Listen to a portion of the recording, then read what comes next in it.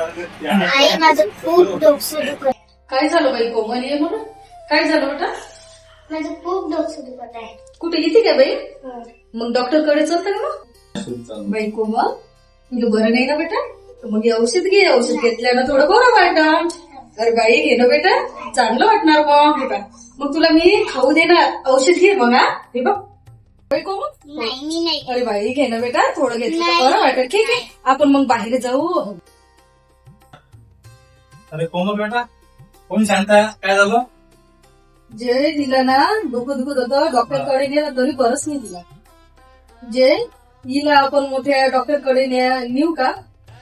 एक काम करा, तुम्ही माझ्यासोबत चला, गुणवंत बाबाच्या टेकडीवर जाऊया.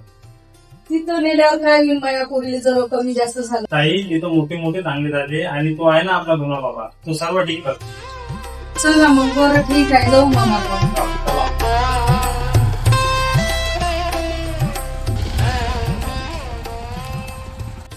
पूनम ताई कुठे चालल्या?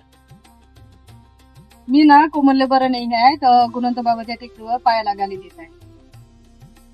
काय टेकडीवर? मी ना गुणवंत बाबाच्या टेकडीवर नेऊन बाईले बरं नाही आहे तर गुणवंत बाबाच्या नावाचा अंगारा करून आणते. अरे राज, हे पागल बिगल झाले काय? पूनम ताई तिथं जाऊन काहीच नाही होत, डॉक्टरांकडे जा. पूनम ताई हे बघा, मुलींना डॉक्टरकडे घेऊन जा. टेकडीवर गेल्याने काही होणार नाही. अरे हा अंगारा नाही आहे, हा संतांचा प्रसाद आहे. गुणवंत बाबा एक महान संत आहे. अरे जा रे, मला नको सांगू. मला जर विश्वास नसेल तर तुम्ही पण सांगू शकता. बरं चला, मी पण येतो.